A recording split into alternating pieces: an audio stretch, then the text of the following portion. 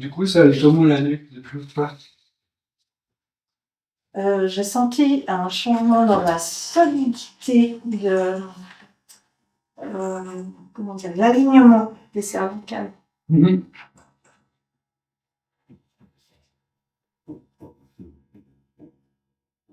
Donc avec Sylvie, on avait travaillé la nuque. Comment rendre la nuque plus stable? Puis on voit qu'il y a cette zone-là hein, qui est toujours un peu, Un peu qui tendu. a tendance à filer un peu en avant.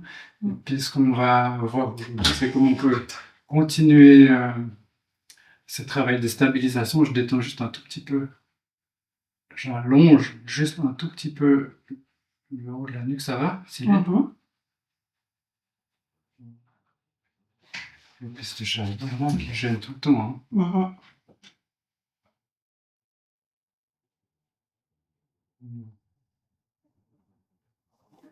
Et puis on va voir assise. Comment on peut poursuivre ce travail de stabilisation? Je te laisse t'asseoir sur le bord de la table.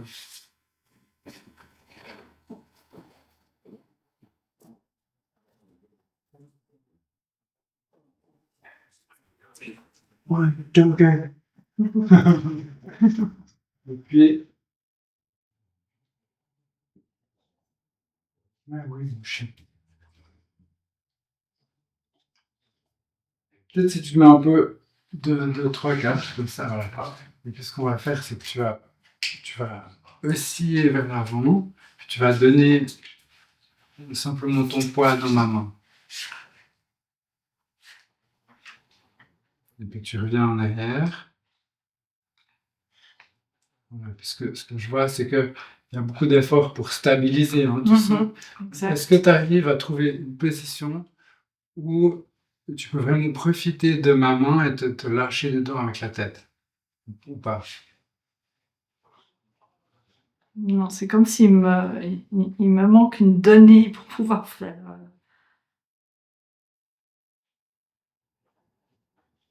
Là, j'ai plus l'impression que c'est toi qui appuies la main que moi qui appuie la tête, en fait. Si je mets ma main à distance, puis que tu viens Mhm. t'appuyer contre ma main. Je dois allonger le dos, en fait. Alors, si tu n'allonges pas le dos, mais que tu le laisses allonger simplement parce que tu donnes ta tête, ça donnerait quoi?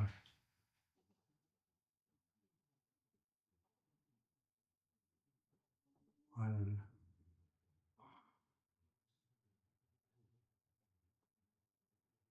Du coup, tu te laisses un peu tomber contre la barre, mais je te tiens un peu. Voilà.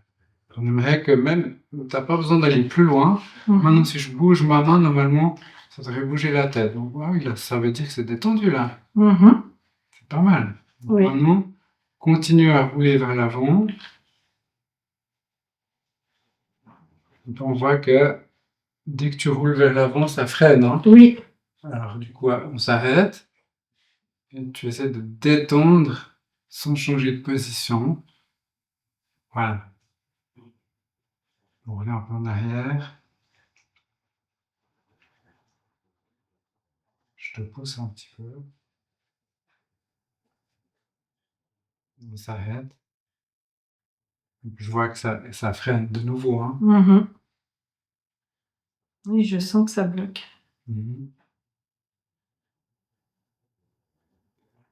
Ça aide de t'appuyer en avant? Oui. Maintenant? Si je viens comme ça, puis je vais aussi mettre une main derrière. Et ce qu'on fait, tu t'appuies dans ma main en avant. Puis comme il y a ma main, tu sens si ça s'allonge. Ça s'allonge. Lâche seulement la tête, encore plus, encore plus, encore plus, encore plus. Voilà.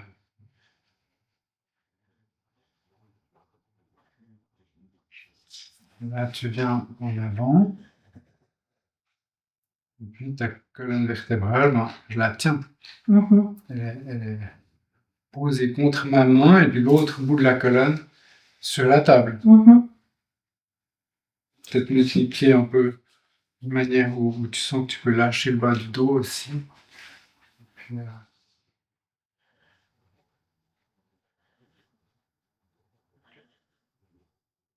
voilà.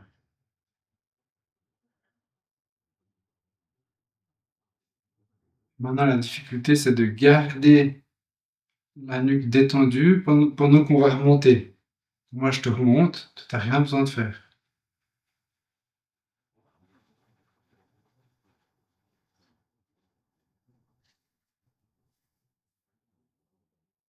Vraiment lâcher le bas du dos, laisser le bas du dos. Voilà, comme ça. C'est ça.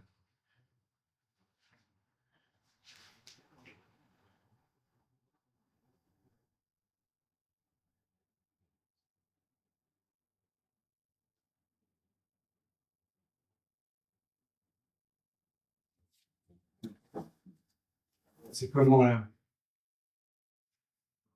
Je vois plus rien. Euh, Ça retravaille mon. C'est comme si mon corps cherchait son centrage. Mhm.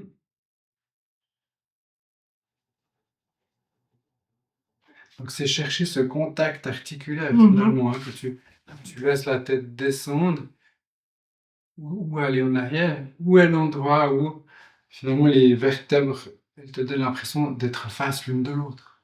Ouais, c'est ça. Donc si tu lâches la tête, l'endroit où elles sont en face de l'autre, c'est pas forcément en endroit droit. Mhm. On regarde que les cervicales, on aimerait sentir qu'elles sont l'une sur l'autre. Puis pour ça, c'est vraiment d'aller finalement s'appuyer un peu comme si tu tombes en arrière, mais que la nuque. Ouais. Tu Ok. vois? Mhm. De te laisser aller là et pas là. Mhm. Parce que le bas du dos, chez toi, il doit pouvoir se relaxer. Ouais, comme ça, exactement. Me poser. On aimerait que cet endroit-là, tu puisses venir passer par-dessus la charnière cervico-dorsale. Ok. Parce que cet endroit-là, il arrive bien à s'allonger, Mhm. mais cet endroit-là, pas. Mhm. Donc, tu peux t'appuyer là en bas. Voilà. Puis maintenant, c'est cet endroit-là qui peut venir chercher un appui sur ces vertèbres thoraciques.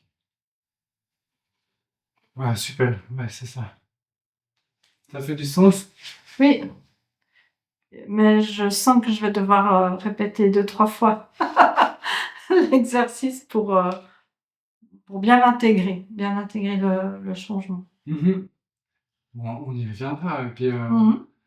pour nos spectateurs, qu'est-ce que tu pourrais, comment tu leur communiquerais à eux la manière dont ils pourraient mettre ça en pratique? Parce que chaque fois, j'ai l'impression que les indications, je dois les donner d'une manière différente Oui. selon la personne, mais c'est toujours assez curieux pour moi de découvrir ouais, comment toi tu l'expliquerais à nos amis qui nous regardent. Alors déjà d'être bien posé dans le bassin, euh, d'étendre, relâcher le bas du dos plutôt que d'être cambré, de vraiment faire une introversion en fait du bassin pour pouvoir bien détendre le bas du dos. Et après, je fonctionne par étage, alors je me représente les lombaires, les dorsales, et après, j'arrive à monter dans les étages. Évidemment, avec ta main derrière, c'est plus facile aussi de ressentir vraiment où on doit poser. Et puis, en fait, je vois le corps comme des tiroirs qu'on ouvre ou qu'on ferme. Mhm. Donc, celui-là, je dois plus le fermer, celui-là, je dois plus l'ouvrir, derrière, refermer, enfin voilà. Puis en montant comme ça, je vois quel tiroir je ressens en fait. Pour ressentir un apaisement, ça apporte un apaisement en fait intérieur. Sinon, j'ai l'impression que la colonne, elle est sous tension. Ça fait vraiment cette sensation de tenir quelque chose qui n'est pas naturel et puis d'aller chercher ces fameux positionnements, ça amène un relâchement dans le corps qui amène je trouve une autre stabilité. Mhm. Et puis, pour les cervicales, je sens qu'il y a un mieux par rapport au premier exercice qu'on a fait, parce que je l'ai répété plusieurs fois, en mettant la main, en allant vraiment étirer, voilà. Et puis en posant le bas du dos, en relâchant la cage thoracique, mais toujours en gardant cette, cet allongement en fait des cervicales. Et du coup, je sens que j'ai beaucoup moins de migraines de tension. C'est beaucoup plus calme depuis. Et puis, j'arrive à mieux ressentir cet allongement. Maintenant, j'ai besoin, par rapport à ce qu'on a fait aujourd'hui, de ressentir, tu vois, c'est pas encore tout à fait intégré, de ressentir comment ça peut passer plus en arrière sans modifier ma posture du dos, en fait. C'est l'indépendance de cet Voilà, endroit c'est que ça. tu ne peux Là, pas sentir, j'entends, en fait. voilà, exactement. Comme Là, on j'entends a- de la peine. Du coup, ça peut être utile de donner un repère avec un élastique dans ton dos. Ah oui, L'élastique que tu attaches contre une poignée que tu peux par exemple mettre là. c'est Tu vrai. dis, ok, je cherche un endroit confortable pour cet endroit-là du dos. Je me relâche dans l'élastique, tac.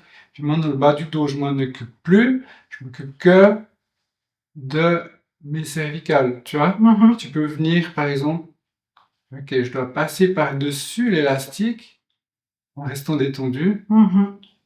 Comme ça, tu peux travailler par étage. Oui, effectivement, c'est une bonne idée. Je vais mettre en pratique ça. Super. Alors, merci beaucoup Sylvie de participer et puis je vous dis à tous à bientôt.